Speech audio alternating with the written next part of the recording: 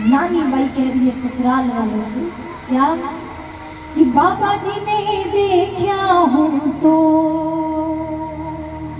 हरी ना भरी,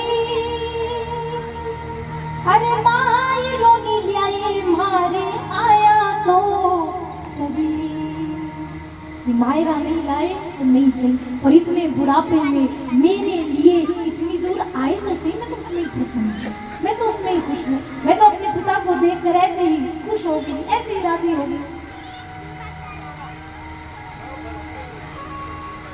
अब नानी बाई जैसे इतना कहा, सब ससुराल वाले सुन रहे हैं। अब इतने में नानी बाई कह देती है कि आज मैं अपने पिता को देखकर इतनी प्रसन्न हुई हूँ, इतनी खुश हुई हूँ कि नानी बाई कह रही है क्या कि आप मेरे पिता को कुछ भी बोलो, और मैं तो एक ही बात कहूँगी, क्या बूढ़ा भला बाबूजी थे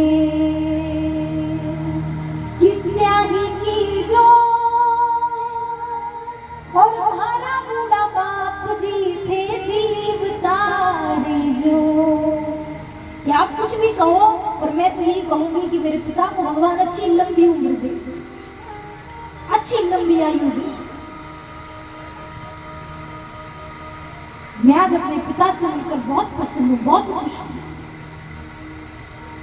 और जैसे नानी बाई ने इतना कहा और नरसिंह मेहता की इतनी बड़ाई हो गई तो ससुराल वालों को सहन हो क्या मारा। जैसे नानी बाई ने इतना कहा कि मैं तो भगवान से यही प्रार्थना करूंगी कि मेरे पिता को अच्छी लंबी उम्र दे, वो ऐसे ही आते रहे, कम से कम कह देना मारा कि जब तक माता पिता तब तक कमाएगा, जब तक माँ बाप है फिर उसके बाद कोई नहीं पूछने वाला। ये सच्चाई है मारा, ये सच्चाई है। नानी बाई कह रही है कि मैं तो अपने पिता को देखकर बहुत राजी, बहुत खुश। पर जैसे नानी बाई ने नरसिंह मेहता की इतनी बड़ाई कर दी, अपने पिता की इतनी बड़ाई कर दी, ससुराल वालों को सहन नहीं हुआ।